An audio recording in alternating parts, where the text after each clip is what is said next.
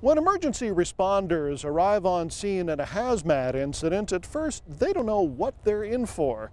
And that's when their intense training takes over.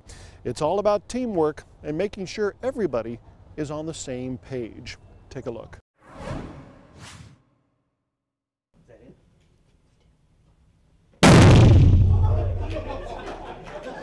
This morning we were providing a review for some of the hazmat teams. Now, benzene ring, is that toxic or non-toxic? You bet it's toxic. We're trying to refresh everybody on the techniques of chemical identification, going down through the decision trees and refresh their memory on how to do the test appropriately. So then we turn them loose now and they're trying to identify those materials. Number one! Everybody in here is a hazardous materials technician. Thank you. So they've already gone through 40 hours of almost like college level chemistry. Unknown white. What color you see it's right there.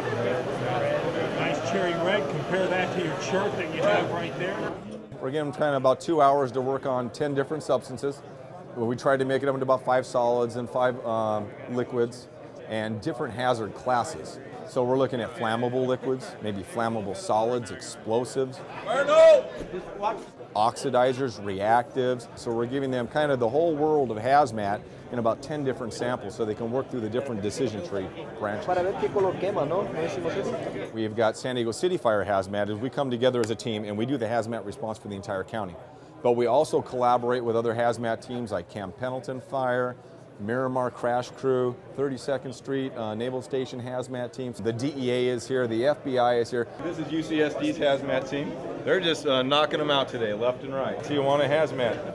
Basically, we get called out from the fire department when they respond to spilled unknown powders or liquids, and it's our responsibility to be able to identify those materials.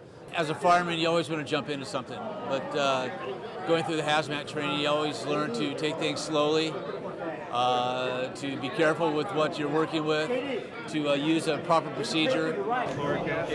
You can see some of the kits in the background. These orange cases are some of our chemical identification kits, and we're really doing high school, college level chemistry out in the field to identify that particular spilled material. And sometimes it can be pretty exciting and a lot of pressure on us too, especially if somebody's been exposed, they've been transported to the hospital, and they need to know that information. Now we're going to do the perchlorate test. This training is very important. We use this type of training to maintain the certification of our personnel. They're doing pretty good. We haven't had any explosions yet. It's enjoyable. It's more fun out in the field when you actually are dealing with things that are a little more pertinent. A lot of the things that we run into are abandoned containers, and a lot of them are household materials.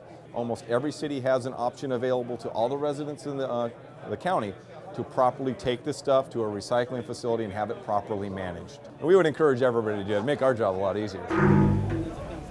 What's the byproduct of combustion? Water.